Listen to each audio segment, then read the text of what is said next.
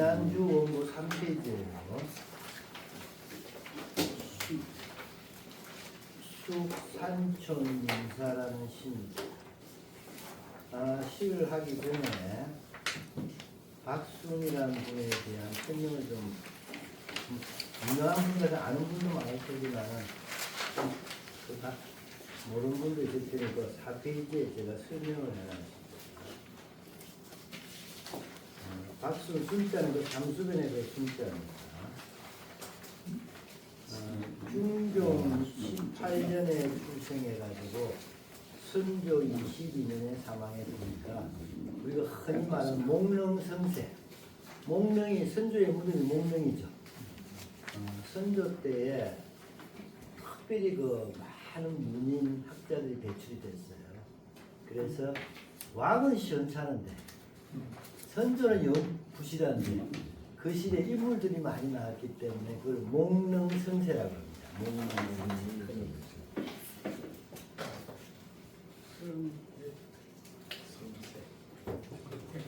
이거 쓸데니까 좀 심하네.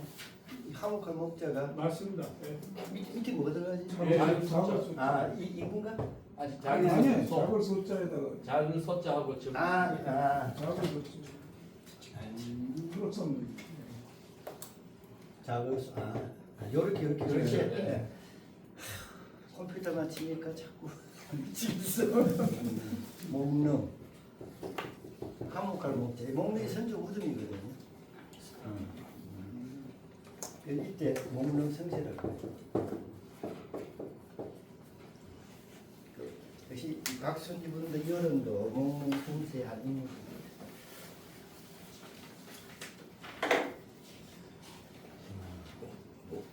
본가는 충주. 충주 박씨의 대단한 박씨 같아요. 밀양 박씨만 대단한 줄 알았는데. 본가는 충주고 장은 하수이고 호는 사암입니다. 청하에는 호도 있지만은 흔히 사암 박순이라고 했죠. 성균관 대사성 박우의 아들이며 율제 박상의 조카이다. 오늘 내가 박순을 한 이유는 지난 시간에 박상이 있죠. 예. 박상 그 고양이 전설. 예. 고양이 전설. 그 박상의 조카예요. 이게 박상이 박순의 큰 아버지입니다. 큰 아버지. 이게 박순은 박상의 동생 아들이라. 그러니까 숙집이간에 그야말로 대가 드러나온 거죠. 이 충주박씨가 대단하다는 얘기죠. 율제 박상의 조카다. 그래서 지난번에 박상을 했길래 이번에 박순을 한번 해보자 이런 얘기예요. 박순의 할아버지 박지형은 지금의 광주광역시 서구 세하동. 그 광주 분들은 세하동은 퍼뜨갈 텐데 나는 뭐든지 잘 모르겠어요. 서구 세하동에서 생활하는데 박순의 어머니는 서시의 친정이입니다. 나주와 가까웠기 때문이라고 한다. 옛날에 조선 중기 때까지 보면은 대단한 분들 보면 전부 처가살이 외가살이 했어요. 또 그 당시에는 그 분재기가 분재할 때 제사 상속할 때 딸도 다 줬어요. 그러니까 그냥 장가잘 가가지고 재산 걸린 사람이 많아. 여러분 내가는 장남한테만 준다고 생각하는 건 조선 후기 얘기입니다.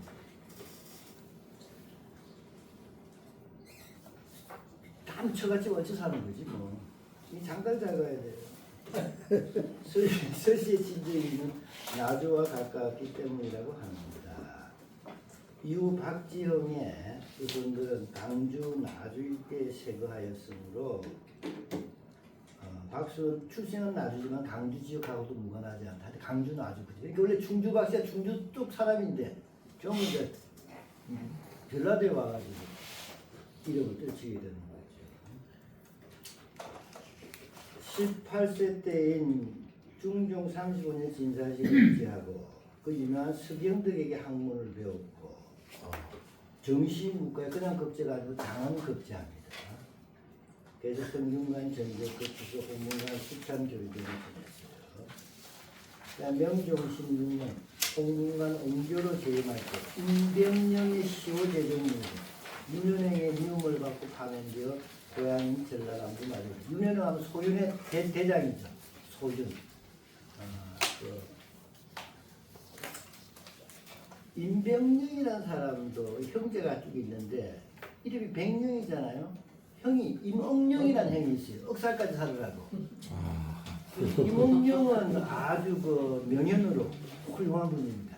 근데 이 동생 백룡은 시시에 영합해가지고 그때 실권자가 윤원형이니까 거기에 붙었어. 그 출세를 했어요. 나중에 그래 지가 출세하니까 지네 형한테도 뱃을 주고 형이 성질을 내면서 은퇴버리거든요. 형제가 아닌데도 하나는 지조가 고든 선비였고 동생 백명은 조금 시세에 영합한 그런 인물이었습니다. 이렇게 임병룡이라는 사람을 지금 이 박순 좋지 않게 봐가지고 임병룡이 죽고 나서 시호를 정할 때 좀 좋은 시호를 정해줘야 되는데 박순이 좋은 시호를 안 정해줬어. 그래가지고 윤원영이 미움을 받은 거야. 윤원영 파니까 미움을 받고 파면서 고향인철 나무 아주 돌아간다. 뭐 계속 그다음에 뱃을 또 합니다. 이전에 한상 군수로 나아가 선정을 베푼 본문관 직자 그다음에 좌성지 우성지 지냈다. 그다음 명종 20년 대사성에 이어 대사관에 이어 대사 이탁함께 성녀보 성녀보 내가 그 시대 때 그 지금 그 우리 그 강남에 가고 무슨 절이죠? 오원상가 그가 관련된 스님 아닙니까?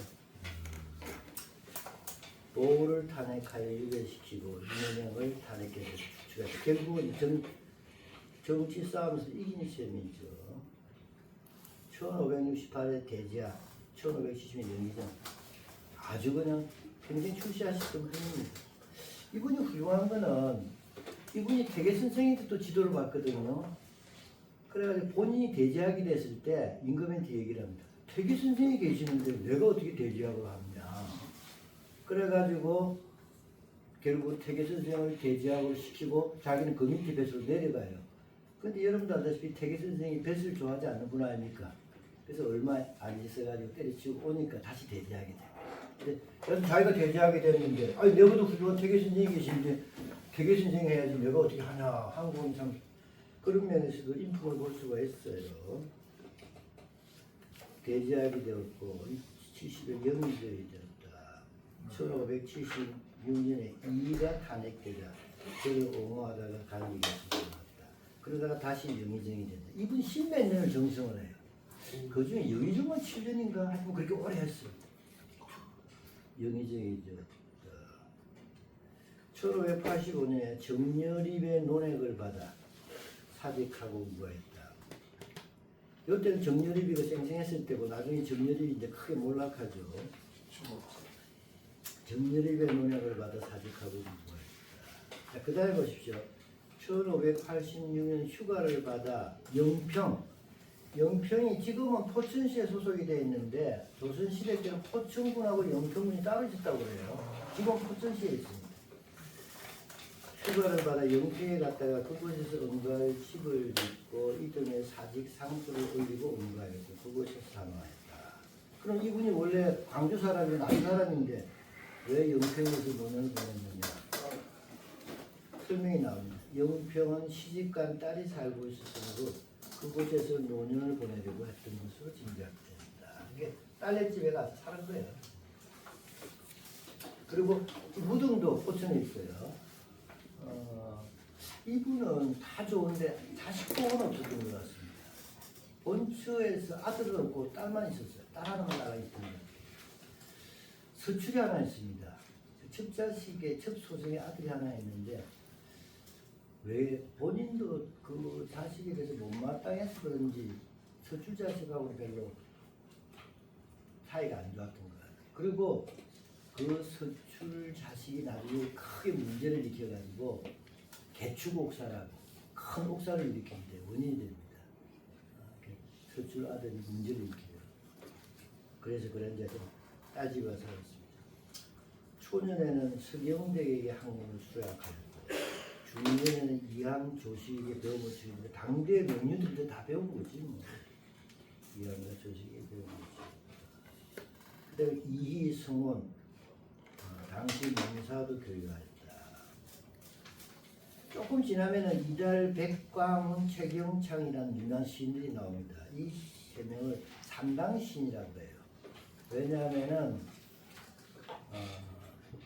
지금 그때까지가 다 송시풍이 좀 셌는데 삼당신이 나오면서 문단조류가 당시로 바뀌거든요. 근데 박순 글을 치를 쭉 보면은 당시풍시가 많아요. 근데 이 이달 백강원 최경창이 다 박순의 문인이거나 혹은 배움을 받았거나 이렇게 연관이 되어 있습니다. 그래서 이 삼당시인이 그의 영향을 받았다. 그의 묘는 포천시에 있고 나주 월정선, 강주 월봉선, 강주 월봉선에 그 누굽니까? 눌제도 거기 매양돼 있죠. 예. 월봉선, 그다음에 영평 옥평선에 제양되었다. 시호는 인충이다. 여하튼간에 시인으로 유명한 눌제 박상의 조카다 이런 얘기입니다. 부수의 칠연 율시를 내가 골라놨는데 다 영평에서 지금 많이 내지는 것 같은데. 참. 이분 시집이 말이에요. 시가 이렇게 몇 편씩 전해지는데 그 스크린을 해보니까 좀 절구가 많고 율시도 그렇게 많지가 않더라고요. 절구가 많다는 얘기는 그에서도 벌써 삼당시인하고의 관계로 알 수가 있는데 나중에 보면 알겠지만 시집이 좀 시의 트집에도 좀 문제가 있고 이런 게 있어요. 왜 그러냐면 딸 집 가서 아들이 없으니까 그리고 이 양반 다시 한번 죽은 해가 1589년이고 임진왜란이 1592년이죠. 곧 임진왜란이 일어납니다. 그리고 아들도 없고 그러니까 이 양반이 사후에 문집이 가능이 안 됐다가 나중에 외정손 딸 쪽으로 내가 외정손이 나중에 문집이 가능하다 보니까 조금 문집이 좀 엉성한 데가 있어요. 자, 시가 좋습니다. 수 산촌 인사니까 산마을 민가에 묵다 이런 거. 수 산촌 인사. 임간촌호 제3사 일수종은 안목장 이사지순 그예약 여장 육착 고이사 수간 물색 다상가 계객 반찬 할밀방 독한 성씨 불려사 이인봉기 야호망 평생 양운으로 아부했습니다. 자, 제1구가 끝자가 사자니까 아분을 했어요, 안 했어요? 안 했습니다. 안 했죠. 첫구 아분 안 해도 상관없습니다. 절대로 율시는 문자를 5개 써야 된다는 그런 고정관념 이번에 임기에 완전히 잊어버리십시오. 그 박수는 삼시가 터졌다고 할 수는 없을 거냐. 그 다음에 인간촌호 자3사를 보면은 평평평척, 평평척이잖아요. 자, 이게 호자가 호척이죠. 이거 학설이라고 사람이 시를 잘못 지었다 할 거예요. 고척 상관없다 이런 얘기입니다. 아시겠죠? 그러니까 시를 공부를 하면서 옛날 시인의 시를 보고 대가들의 시를 쭉 읽어보면서 그 평척을 배워야 되는데 그런 공부는 안 하니까 실은율시는 반드시 문자를 5개 써야 된다는 등 이런 황당소리를 한다. 자, 인간촌호 자3사 숲사이에 촌 민가는 겨우 서너 집 일수종인 한 물줄기가 종양으로 흘러가는 곳에 만목창이니까 많은 나무가 울창하구나 이런 얘기죠. 숲사의 시골민가가 겨우 서너 채 한 물줄기 종양 이리저리 흐르는 곳에 만목 많은 나무가 울창해요. 그 자기가 묵고 있는 산촌의 풍경이죠. 그 다음에 1, 2구가 산촌의 경물이라면 3, 4구에서는 산촌의 풍속을 얘기하는 것 같습니다. 이사지순 그 예양 이사는 독리의 사회는 독리사에서는 단지 그 예약, 그건 그것자죠. 그들의 예양이니까 예법이죠. 그들의 예법을 따라하고 그들 나름대로 그들 풍속에 맞는 예법이 있어. 그 예법을 따르고 있는 얘기죠. 이사라는 거는 사는 뭐가 사입니까? 토지신을 모시는 데가 사죠. 곡식신을 모시는 데는 직이죠. 그래서 사직을 지킨다고 그러잖아요. 그 말에서 나온 겁니다. 이사. 그러면 어떤 동리고 그 지역에 토지신 모시는 사당 같은 게 있겠죠. 그게 이사입니다. 그러면은 요즘식으로 하면은 어떤 동네에서 이장이 오늘 모입시다 이러면은 어디서 모이죠? 그거 경로당에서 모이죠. 옛날에 어디서 모였겠어요? 이 사에 모인단 말이야. 그래서 사는 원래는 토지신 모시는 사당이 사지만은 나중에는 집단이 모이는 곳을 항상 뜻하게 되죠. 그래서 오늘날 해산이 사회생활에는 사이사자 쓰잖아요. 다 거기서 유래한 말이에요. 이사라는 것은 마을 제사 모임이라고 볼 수도 있겠고, 혹은 그냥 마을의 다른 행사 때 모이는 것도 이사라고 볼 수 있겠죠. 이게 이사라는 건 그 마을에 쓰는 이런 얘기입니다. 마을에서는 단지 그들의 예법을 따라하고 여장유착고이자 여자들 단장한 모습을 보니 여전히 옛날 옷을 입었더라. 그러니까 서울에 가면 벌써 그냥 미니스커트, 옛날에 미니스커트 없었을 테고 새로운 여자 복식이 있었을 텐데 그 시골다 보니까 옛날 그 여자들 차림 그대로 입고 있구나 이런 얘기. 그래서 이사지순 그 예양 여장유착 고이상은 이 삼촌이 외진데라 가지고 세월이 지나가도 옛날식으로 그냥 살고 있었다. 저끼리 저 방식으로 살고 있었다 이런 얘기. 수간물 그 다음에 이제 5, 6군 그 지역의 생산품에 대해서 얘기를 하는 것 같아요. 수간 물색 다상가. 수는 보내는 거죠. 관청에 보내는 물색은 물품에는 다 상가일이 많고 관청에서 이제 세금 묻고 이럴 때 제광 바치는 데 보면 상가일이 많아. 물색이란 말은 여러 가지 뜻이 있어요. 자, 줄을 붙여놨을게요. 주석을 한번 볼까요? 이사 동네에서 토지 시인에게 제사 지내는 곳인데 사람들이 주로 거기 모이는 곳이죠. 시골 마을을 그냥 뜻하는 말로 볼 수가 있어요.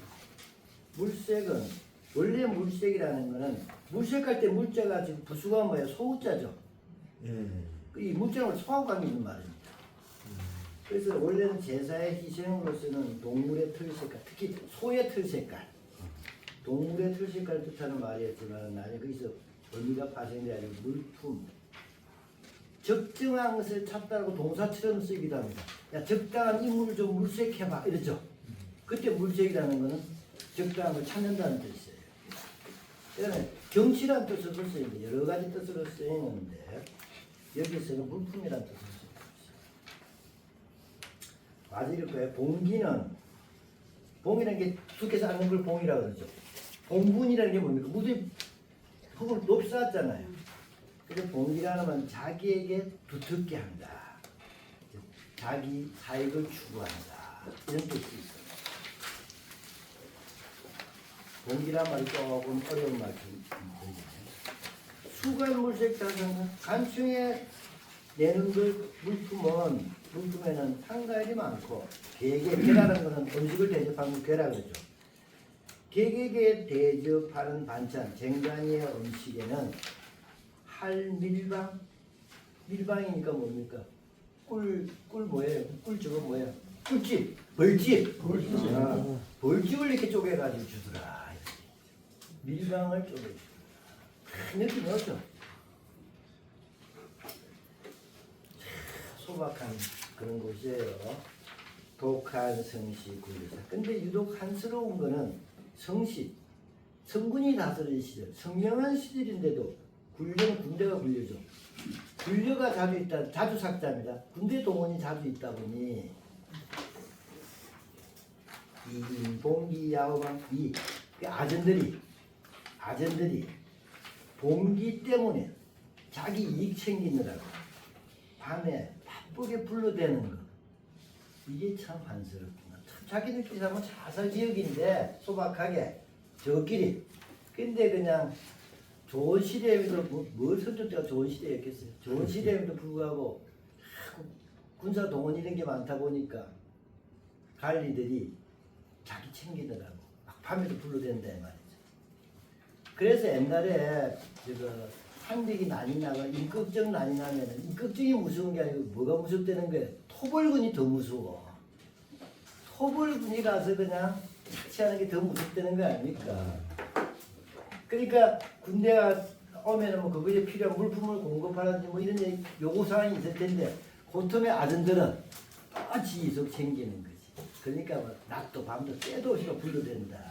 참 그래서 이 편안하게 소박하게 사는 사람들이 지금 그것 때문에 고초를 겪는 거 이게 한스럽구나 이런 얘기.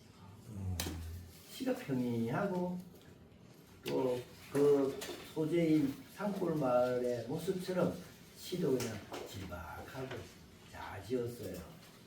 여러분들 지금 박순이라는 공문관 대제학하신 분입니다. 서경덕, 퇴계, 남명조식 이런 분들하고 배웠고 이성원 이런 분들하고 어울렸고 얼마나 공부를 많이 하신 분이에요. 한국 대가 우리는 오늘날 저 같은 사람은 비교도 안 되겠죠. 근데 시가 어떻습니까? 제발 여러분들 율시 절구나 율시할 때 자꾸 뭐 아는 척을 하지 마세요. 어려운 말 쓰거나 이런 거 하지 말라. 이게 진실입니다.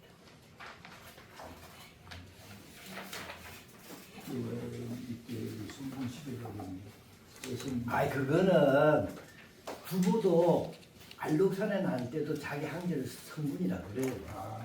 그래서 사실은 이런 게 조금은 아쉬워. 이게 봉건 시대의 유습입니다.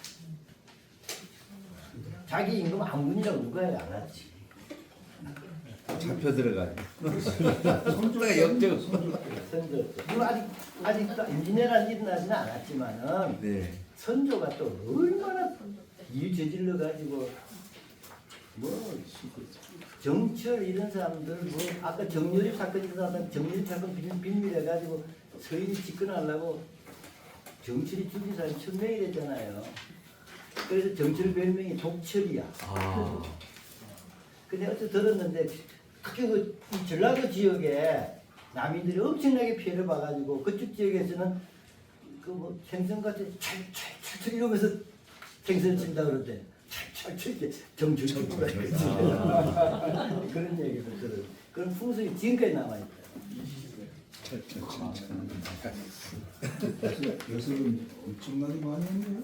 좌의정 운동. 이분은 아주 순탄하게 자기 대사원. 아주 순탄하게 이렇게 충주박씨는 배수 순탄하게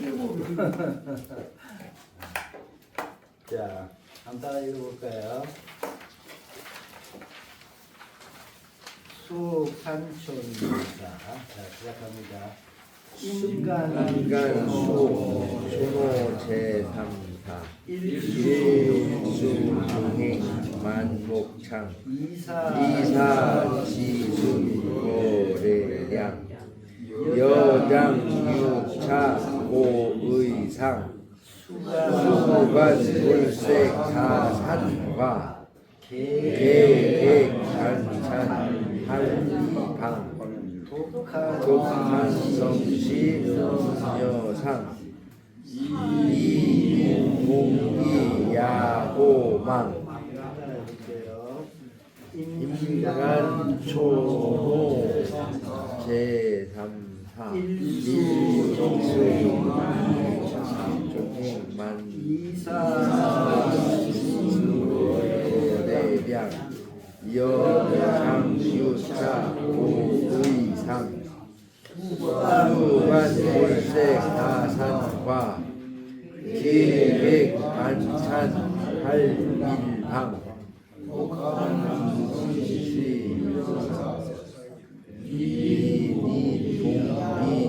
이니동이야호망. 자 여기 또 눈에 띄네요. 제3구를 한번 맞춰볼까요? 내가 오늘 조금 전 첫 시간에 지난 앞에서 얘기한 걸 맞춰볼게요. 이사지순 그 외의 평책이 어떻게 됩니까? 이자 척성자죠. 사자 척성자죠. 지자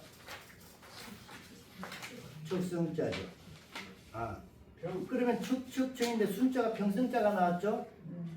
원래대로라면은 척척 평평 평평평 척식이 돼야 될 텐데 순자가 고평이 나오면 안 되잖아요.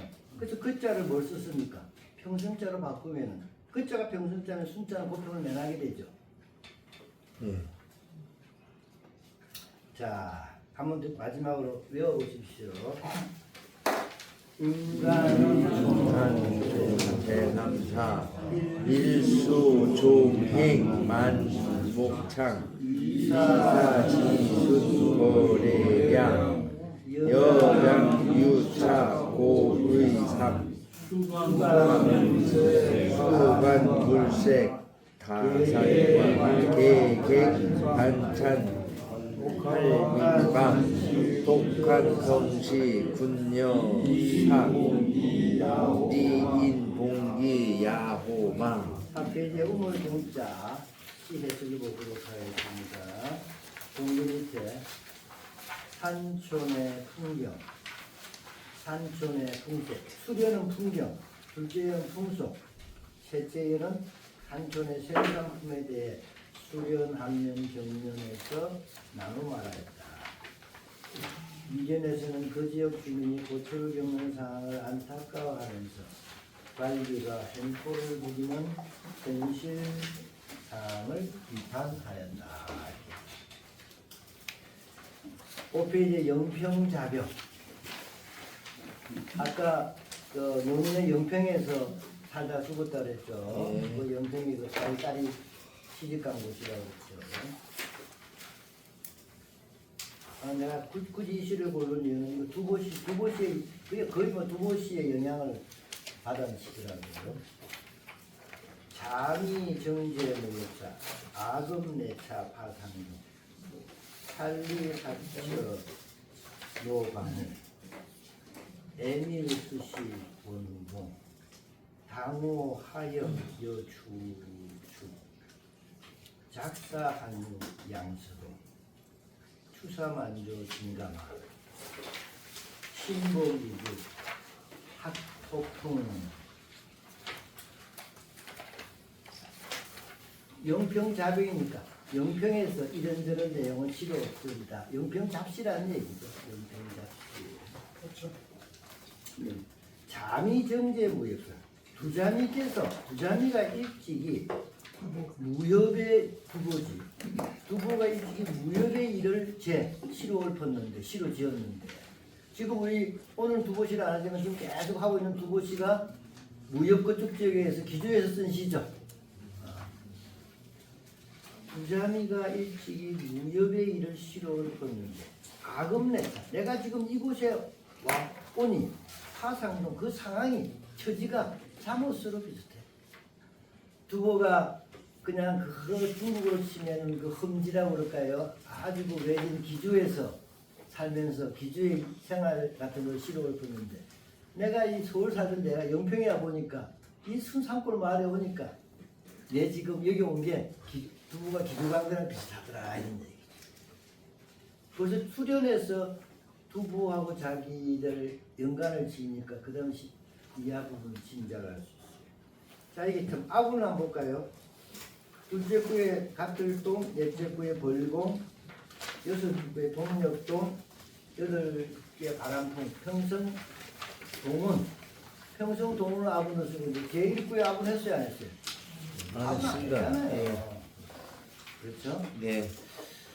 그래가지고 그래도 나는 이제 조심성이 있어가지고 동공할 때 벌공자가 조금 이상하더라고요.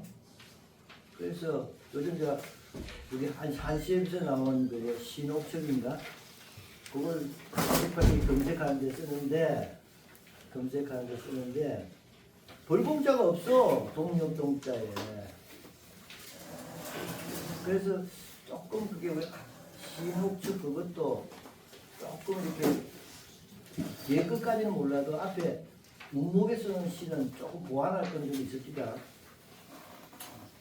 자, 그러니까 근데 이 벌봉자가 내가 어머니 생겼던 이유가 이 벌봉자는 원래 동력 동자 동운의 운자가 아니고 원래 겨울 운자 동운의 운자예요. 근데 지금 가틀동 동력동자는 다 동운이죠.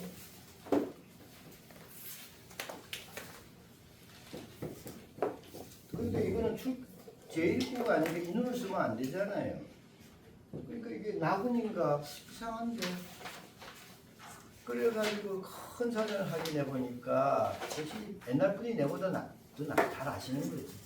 이 벌봉자는 기본적으로 동문인데 동문도 되더라고요. 그래서 내가 또 이제 관심이 생겨가지고 어정시운을 확인해 봤거든. 어정시운을 확인하니까 어정시운에는 동문만 있지. 동력 동기가 동문에는 벌봉이 없어요. 어정시운이라는 게 주장전운에서 온 거 아닙니까? 주장전운 어정시운인데 또 어떤 분들은 저한테 전화도 하고 막 그러는데 어정시운에 그렇게 돼 있는데 그대로 해야 되지 않냐고. 그럼 이 여론이 틀렸다는 얘기 아니에요. 어정시운이라고 무조건 명심하면 안 됩니다. 알겠어요? 네. 뭐든지 그냥 하나가 철칙으로 삼아가지고 그냥 안 돼. 지금 이 어정시운들 하면 박수 이 어른이지 나고난 거야. 그런데 더 공부 많이 하면 무슨 동원도 된다. 자, 부자미가 일찍이 무협의 일을 시력을 뒀는데 내가 지금 여기 와보니 자목 비슷하구나. 살리 사천어강 산에 그 울타리 꽂은 곳. 옛날에 울타리를 나무래 가지고 박아가지고 울타리 치잖아요. 산 울타리 박아놓은 곳에서는 아주 호랑이 막내라고 애를 쓰고 호랑이가 충분했던 거죠. 그리고 두고시에도 보면 기주에서 호랑이 얘기 많이 나옵니다. 산 울타리 꽂아놓은 곳에서 호랑이 막느라고 애를 쓰고. 그 다음도 뭐 있어. 생동감이 있더라고요. 에밀수시 원우봉이다. 이거는 직접 한 포지까지 식구가 나오는 거예요. 개거든. 에밀 벼랑의 꿀을 거둘 때 뭐라 하지? 석청이라고 그랬죠. 벼랑의 꿀 거둘 때는 멀리서 벌을 살피 좋자죠. 벌이 오면 물리잖아요. 멀리서 벌을 살펴. 아주 그림 같은 그림. 벼랑에 꿀을 거둘 때는 멀찌감치 떨어져가지고 벌을 살펴. 당호 하연 여주죠. 당호라는 거는 집안 살림하는 건데 직문을 담당한다는 집안 살림한다는 얘기예요. 집안 살림을 하는 일이니 어찌 여자가 추추 거칠고 추한 걸 끓여야 하겠는가? 집에서 살림하는 자인데 화장 안 하면 어때? 이런 얘기죠. 당호 집안 살림하는 여성인데 얼굴 좀 추하고 거칠고 추한들 무슨 끓일 게 있느냐? 그 다음에 작사 한유 양서동이다. 작사 사라는 거는 뭐냐면은 저거 하전 같은 게 사예요. 아직 저거 밭이 그 험한 밭. 자기라는 거는 도끼 같은 걸로 쫀다는 얘기거든. 그러면은 우리는 그런데 옛날 하전민들 처음 밭 개간할 때 막 도끼 같은 걸로 나무 이렇게 쪼아내고 그러잖아요. 땅도 이게. 그래서 따비밭 쪼아 만들 곳은 또한 양수의 서쪽과 동쪽이 있네. 양수의 서쪽과 동쪽. 이 시는 유명한 시라서 우리나라 사람이 이 시를 번역해 놓은 걸 내가 봤는데 조금 뭐 모든 사람 다 알 수가 없죠. 이 양자를 해석을 해결을 못해가지고 원결이 살던 곳에 양수라는 물이 있었거든요. 원결이라고 시인이 있습니다. 그걸만 인용을 하는데 그거 아니고 양수는 두곳이에요. 지금 우리가 두보시를 배우는 데가 두보가 기주에 살 때 맨 처음에 서각에서 살았거든요. 지금 우리가 읽고 있는 두보시는 두부가 기주 서각에서 함께 쓴지를 지금 읽고 있습니다. 근데 좀 이따 서각에서 지금 여기 있는 양서라는 곳으로 이동을 해요. 그래서 두부 기주 시기에 서각 시기가 있고 양서 시기가 있습니다. 아직 우리 양서 시기를 안 넘어갔는데, 그러면 이 양이라는 건 그냥 강 이름이 아니고 이 사천성 기주 그 지역에서는 강으로 흘러 들어가는 산의 계곡물을 양이라고 합니다. 그래서 그 지역에 이제 강으로 장강으로 흘러가는 계곡물 이게 양인데 서쪽을 양서, 동쪽을 양동이라고 해요. 그래서 양서, 양동인데 두부가 양서에 거쳐가 있어요. 그게 지금 이 박순이 어른은 두부시를 읽고 그걸 쓴 거예요. 그러니까 양은 고유명사가 아니니까 포천에도 계곡물이 있겠죠. 그러니까 계곡물 흘러가는 서쪽 동쪽에 개간할 따비밭이 있다 이런 얘기죠. 개간할 따비밭이 있다는 건 뭡니까? 개간에서 먹고 살 수 있다 이런 얘기죠. 근데 그 양자를 고유명사처럼 생각하고 줄을 붙이려니 얼마나 힘들어요. 그러면 그런 고유명사, 포천이 그런 고유명사 있어야 되잖아요. 살림하는 처진이 여자가 못생긴들, 추한들 뭔 상관이랴? 그 다음에 따비밭 쪼아서 만들 만한 데가 계곡물 동쪽 서쪽 여기저기에 있구나. 추사만조 진가마 가을 모래사장의 만조 석양이 비치니 정말로 가마 그림 그릴 만한 곳이에요. 너무 풍경이 아름다워. 가을 모래사장의 저녁 노을 참으로 그림 그릴 만하니 신복유거 잘 보십시오. 신복유거 학사품 이제 사절에 내가 가로를 치고 꽃자를 써놨고 새로 복이라는 건 집 같은 거를 정하는 걸 복이라고 그러죠. 옛날 점수서 집을 정하는 거니까. 새로 유거 조용히 살 곳을 정하여 지금 그 우리나라 번역이라고 보니까 학사품이라고 번역해놨더라고요. 어떻게 번역했냐면 새로 거룩한 거처를 정하니 학사의 풍모로다. 선비의 풍모로다. 이렇게 번역을 해놨어. 근데 조금만 시를 읽으면 여기 선비가 왜 나옵니까? 나올 때가 아니잖아요. 그래서 이상하다 싶어서 제가 그 사음집 지금 문집 자체 텍스트를 검색을 해보니까 텍스트에 그 문집 원문에 학사풍이라고 되어 있더라고요.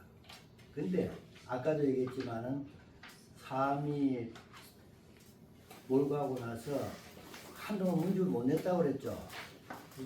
나중에 이제 원고를 정리해서 구성했을 텐데 좀 보면서 이렇게 교감을 좀 했으면 좋을 텐데 그냥 그대로 해가지고 판각된 거에 학사풍으로 판각이 돼 있더라고요. 그러니까 이제 그걸 또 보고 우리나라 번역한 사람이 그 원문들인데 이건 100% 토풍, 토짤, 사짤 잘못된 거야.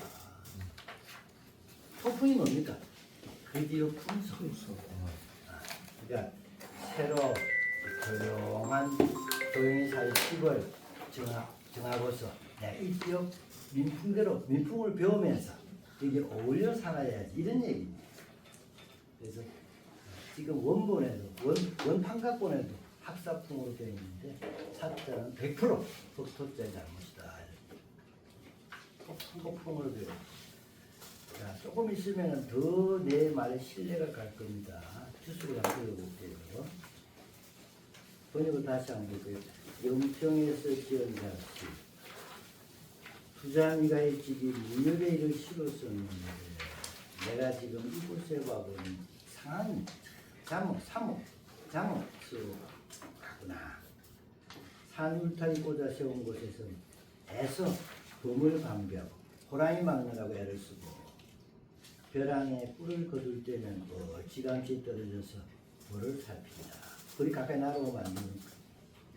집안 살림 맡아서 하니 안 하기 거칠고 추한데 무슨 상관이랴. 따류가 쪼아 만든 데가 또 계곡물 기지기에 있구나. 개간하는 땅이 계곡물 쭉쭉쭉 보인다. 가을 모래 사장의 저녁물 참으로 그림 그릴만하니 새로 거룩한 것을 정하고 이곳 민풍을 배우자다. 이런 얘기. 아까 앞에 시했습니까? 이 지역에 산촌에 가니까 그 지역 이사에서는 그 지역 연법을 따르는 거죠, 그죠? 그러니까 이제 내가 이쪽 사람들 사는 방식대로 난 살면서 여기서 이제 정착하려다 이런 얘기 아니니까. 학토프랑 딱 맞았는데 이 뜬금없이 학사의 풀무가 왜 나와요? 자, 이걸 봅시다. 동. 일반적으로 동운에 해당하는 동력 동자 동운도 된다고 돼 있더라. 참고로 어중시는 것은 동운에만 소개시켜놨어요. 당원은 집안일을 주관하다. 집안 살림을 맡아다. 여러분들 한 몇 달, 두세 달 전에 작년 연말에 부신행이라는 시를 외운 기억나요? 네네네. 근데 뭐 우리는 이제 아침에 들어도 저녁 잊어먹으니까 좋은 성망이니까 기억 안 나는 분도 있겠지만 부신행이라고 우리 여기 새소리로 두고에 그 부신행 시에 보면은 토풍잔합 사열입 남당유문유축 그 지역은 토풍이 남자는 함께하고 여자는 서기하는 네. 남자는 기쁘고 여자들이 들락날락하면 돈도 벌고 나무도 안 들이게 돼 있었죠. 네네. 자 여기에 토풍이란 말 나와야 안 나와요? 나옵니다. 나오죠. 예. 당문호가 뭡니까? 당호죠. 예. 거의 부신행 15고 그냥 치인 거더라고. 자, 남자는 문을 지키고 이 여자는 뭐. 토풍이란 말 나오죠. 예, 예. 그럼 맨 끝에가 생각이 나네 이게. 너무 많은 거 아닙니까? 작사하고 자격, 밭을 개간하는 걸 말한다. 작은 찢다 또는 쳐서 뜯는다는 뜻이고, 그다음에 산은 새로 개간한 밭이나 잡초. 이게 이제 음이 사도 되고 여도 되고 그래요. 자, 그다음에 양자는 아까 내가 설명했죠. 강으로 흘러들어가는 산의 계곡물을 뜻합니다. 두부가 기지에 살 때 양서 지역에 거처한 적이 있다. 산은 학사꾼의 산은 토자의 오자다. 따라서 입구를 새로 정한 그 강거처가 학사품이라고 보내서는 안 된다. 그러니까 옛날에는 시를 갖다가 붓을 필사를 했을 거 아닙니까? 그걸 원고를 수집해가지고 이제 이런 대단한 분들은 보통 지방 간청 같은 데서 돈 들여가지고 판각을 하잖아요. 예. 판각할 때 그걸 샀잖아. 흑도자로 비슷하게 생겼잖아요. 입에 그냥 학사가 되는 거야. 자, 영평에 거주하게 되자 부부가 기주의 양서지역에 살던 상황에 견주어서 이 시를 지었다. 그래놓고 이제 오늘 원고에 보면은 그 여자가 추하고 거친들 뭔 상관이나 그것도 주가 있으면 좋겠더라. 근데 주라는 보충했어요. 오늘 원고를 보십시오. 영평자병의 주석 보충. 부신행시에 보면 맨 마지막에 만약 무산의 여인이 거칠고 추하다고 한다면 어찌 북쪽의 왕소군의 마을이 있었겠냐. 원래 바탕이 못생긴 건 아니다 이런 얘기죠. 예. 거기 원문 한번 보십시오. 약도 무산 여 추잖아요. 추추 당호 토풍 내용 부신행시 그냥 이분이 부신행시 진시시를 열심히 읽고서 시를 썼으니까 맨 처음부터 뭐라고 했습니까? 자매하고 내하고 무산에 살던 자매나 연평에 살던 나랑 비슷해. 이 얘기를 수련해 한 거예요. 오케이? 자, 한번 따라해 볼게요. 영평자를 따라 있습니다. 잠이 정제 아동자 사슴이 오방호 에밀 수시 본호 당호하염 자 이게 당호하염 여쭈쭈 보면 내가 여기 보면 평척 평평 척평척 지금 제4자 평 제6자 평이죠. 요 경우에 욕구한다고 그랬죠. 제5자를 척으로 돌리면 되고 이거는 욕구라고 할 것도 없이 너무나 자주 쓰이는 방법이라고 그랬죠. 지금 감이 이뭐 쓰고 있잖아요. 평축 평축 쓰고 있잖아요. 이거 내가 앞 시간에 얘기한 게 전부 다 시에 나타난다고. 우리나라 시든 중국 시든. 자, 그 다음 계속 읽겠습니다. 작사하며 추사만조 진강화 신봉봉봉봉 토풍 다시 있습니다.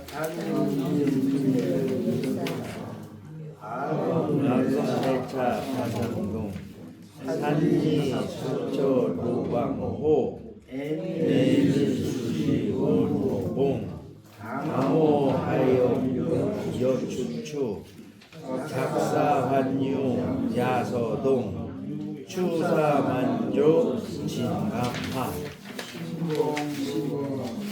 복유고 학폭풀 장이 존재가 아금 작사환유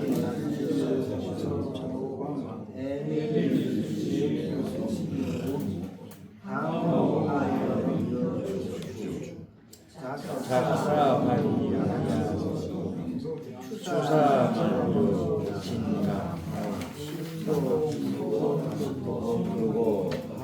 자, 조금 시간 10분만 더 쓰도록 하겠습니다. 아주 좋은 시간에서 소개해 주시라고 합니다.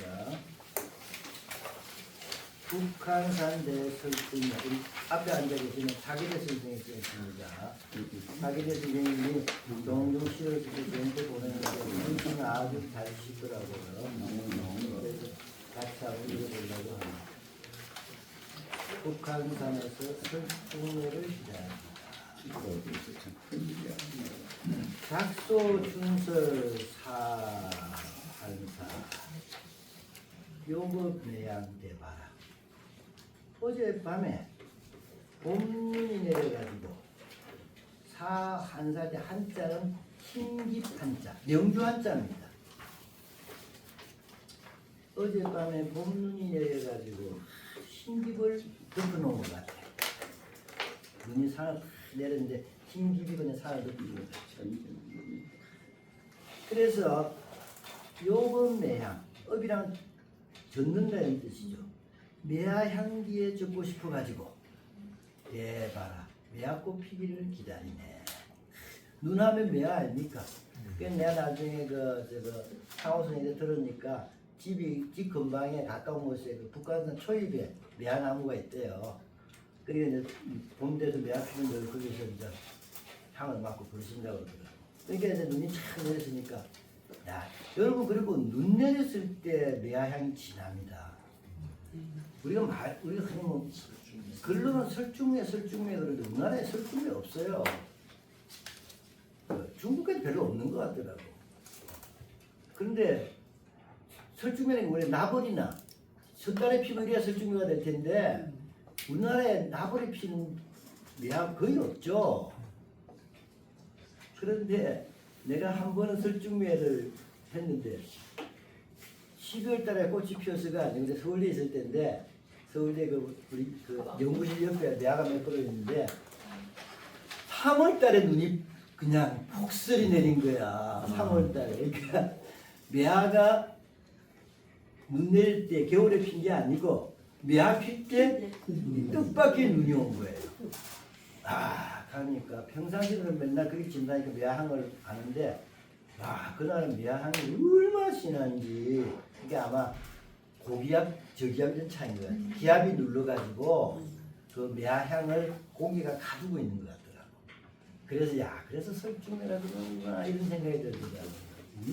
아주 향이 뜰이 그냥 온통 매화향인 것 같아요. 이게 아마 기압 차이인 것 같아요. 그래서 이제 아마 상호 선생도 눈이 오니까 매화 피면 향을 맡을 텐데 그래서 매화 향기에 적고 싶어서 꽃 피기를 기다린다. 근데 이제 꽃은 아직 안 피는 거죠. 그래서 삼사구가 나옵니다. 상각, 장영, 선방계 참 이 구절 좋더라고요. 삼발치에서 각이라는 아랫부분이죠. 삼발치에서 선방계 먼저 찾아오는 객을 맞이할 것이니. 아니 매화도 사람만 매화를 기다립니까? 매화도 사람을 기다려요.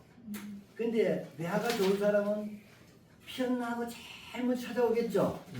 그냥 뭐 오다 가다가 매화 본 사람은 매화도 싫어해. 지금 오다 가다 나 잡다 보러 왔구나. 이건 별 관심 없어. 그냥 기다렸다가 매화 피나 하고 그냥 매일 왔다 갔다 맨 찾아오는 객이 매화 자기를 제일 아끼는 사람 아니겠어요? 그것도 어디서? 산발치에서. 산발치가 산 입구 아닙니까? 우리 입구에서 기다릴 때 저거 산 위에서 기다리면 성의가 없는 거지. 입구에서 딱 기다리고 있어야죠. 보고 싶은 사람일 때는. 이게 상당이란 말도 간사하더라고요. 이렇게 그냥 shum한데 음미해 보면 멋있어요. 산발치에 서서 맨 먼저 찾아온 객을 맞이하리니 그때는 애불간 출시나 애라는 거는 눈이나 서리가 하얗게 많이 내린 모습을 애라고 그러죠. 그날은 꽃피는 그날에는 오늘처럼 설령 애 눈이 하얗게 내려도 상관하지 않고 새 꽃상을 틔우겠지. 나보라고 이런 얘기죠. 멋있죠? 박수 한번 쳐야죠.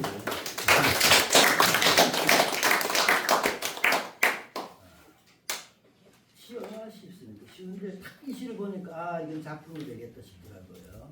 이런 게 작품이에요. 그러니까 절대로 시를 아까도 얘기했지만 어려운 말씀 이런 거 하지 말고 그림 그릴 때도 중국 거 모방하지 말고 형식적으로 진경 산수화 그리듯이 쉬운 말로 자기가 실제 느낀 감정을 소박하게 표현하면 그게 그런 걸 진시라고 그래요. 진시. 진경이란 말, 진경산수라고 그러잖아요. 진경이란 말만 있는 게 아니고 진시라는 말. 이런 게 진시. 알겠습니까? 예. 그래서 뭐 우리가 유시도 지어야 되는 거지만 유시 대꾸 맞추느라고 억지로 끼워 맞추고 보지도 않고 뭐 별 관심도 없는 거 짝 맞추느라고 여기 갖다 쓰고 저기 갖다 쓰고 이게 얼마나 좋아요. 그리고 아마 뭐지만도 상우 선생이 뭐 대단한 기교 부리려고 설계해서 지었을 것 같잖아. 짓다 보니까 이런 시가 나오는 겁니다. 다시 한번 볼까요? 어젯밤 내린 봄눈이 흰기벌 덮은 듯하니 미아향기에 적고 싶어서 또 피기를 기다린다. 산발치에 서서 맨 먼저 찾아온 객을 준 미아가 피는 날 맞이할 것이니 그때 피때가 되면은 눈이 하얗게 오든 말든 상관 안 하고 새 꽃삭은 거의 드러내겠지. 시를 이렇게 좀 평론은 제가 하잖아요. 제가 평론 해드릴게요. 자, 한사는 흰깁 흰명주, 애는 눈이나 서리가 하얗게 쌓인 모습입니다. 아주 잘 지은 시예요. 자, 평론을 제가 합니다. 봄날 눈이 내렸다. 산이 하얀 명주를 덮어쓴 듯하다. 차가운 눈이지만 명주처럼 포근한 느낌이 든다. 미아가 이 눈 속에 혹 피었으리라. 눈 내린 날의 미아향은 더욱 진하게 느껴진다. 그 맑은 향에 듣고 싶어 시인은 상호 선생님 뭐 시인이라 그래서 왜 시집은 시인이에요. 시집은 다 시인이지. 그 맑은 향에 듣고 싶어 시인은 산에서 미아가 피기를 기다린다. 아쉽게도 미아날이 피지 않았다. 그러나 곧 필 것이다. 눈이 가득 쌓여 있어도 싹을 틔울 것이다. 그리고 미아가 피기를 기다렸다가 제일 먼저 찾아온 그 사람을 미아는 반길 것이다. 제일 먼저 찾아온 이가 그를 가장 아끼는 사람을 미아가 알고 있기 때문이다. 한마디로 말해서 아름다운 시입니다. 시인과 미아의 교감이 잘 드러납니다. 제1부의 흰깃 같다는 표현이 아주 감각적이에요. 미아가 문자인 거를 흰깃이 덮은 것 같아. 감각적이죠. 흰깃 같다는 표현은 아주 감각적이다. 그러면 제3부의 산발치라는 표현도 맞이한다는 행위가 잘 어울리죠. 저 산 위에서 니 올라와 내 기다리고 있어. 이건 아니죠. 맞이하려고 보고 싶은 사람 맞이하면 지가 밑에 내려가 있는 거지. 산발치라는 표현도 맞이한다는 행위가 잘 어울린다. 선방객이란 말도 참 의미심장하다. 왜? 미아가 오다 가다 만나 다시 찾아오는 사람 별로 안 좋아해요. 지 보고 싶어서 맨 먼저 찾아오는 사람. 선방객이란 말도 의미심장하다. 자, 그 정도가 아닙니다. 계속 읽어볼게요. 전체 시상의 구도를 보면 전반 일꾼은 이것이 기다리는 주체는 시인이고 현재의 실제 상황입니다. 첫 뚝구에서 미아가 피기를 기다리는 주체는 차기대 선생이죠. 그리고 오늘의 실제 상황입니다. 반면에 후반 입구에서 맞이하는 주체는 시인이 아니고 바뀌어가지고 미아가 시인을 기다리는 걸로 설정되어 있죠. 만면의 후반이 것을 맞이하는 주체는 신을 기다리고 있을 매하이다. 그리고 앞으로 그러겠지라고 상상하고 기대하는 상황이다. 시인과 매 양자의 교감을 잘 드러낼 수 있도록 구도가 짜여져 있다는 얘기죠. 1, 2구에서는 시인이 매화를 기다리고 3, 4구에서는 매화가 시인을 기다리는 상황이 설정되니까 이쪽이 저쪽 기다리고 저쪽이 이쪽 기다리면 서로 간에 교감하고 있는 거죠. 그런 구도가 자연스럽게 되어버렸다는 얘기. 시인과 매화 양자의 교감을 잘 드러낼 수 있도록 시상이 변화하게 된다. 그리고 제4구에 애라는 말을 쓰고 애는 제1구에 흰집 같다. 희라는 말하고 호응해가지고 순위가 호응하고 있죠.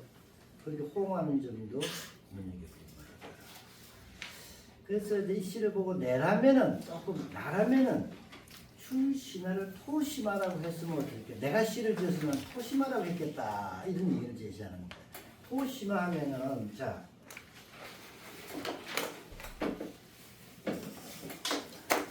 그냥 출신화도 좋은데 토심화라고 그러면은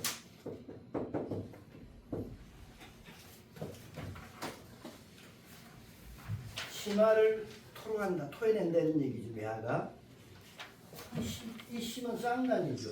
여러분들 화심하면 무슨 뜻이에요? 화심의 심은 쌍단입니다. 꽃의 한가운데 부분을 화심이라고 그래요. 동시에 꽃의 마음도 되죠. 한가운데 쭉 안에 있는 게 마음이지. 그러면 심화하면은 매화 봉우리 안에 싹이 되기도 하고 매화 마음의 그 한 자락 싹, 마음의 싹, 사랑의 싹, 그리움의 싹 이거를 토하잖아요. 밖으로 토해내. 이러면은 이 시 전체의 매화와 시인의 교감을 토심화라고 했으면 더 낫지 않겠나 이런 생각을 제가 해봤습니다. 출신화도 좋아요. 자, 근데 그건 사소한 문제고 전체적으로 그냥 상호 선생님은 그냥 느끼는 걸 그냥 꾹찍꾹찍 썼을 텐데 써놓고 나니까 내가 다 보니까 다 보이더라. 자, 그 밑에 평적대로 아분 2 이거는 다음 시간에 조금 더 평적대로 깊은 얘기 다음 시간에 좀 더 하고 자, 오늘 여기까지.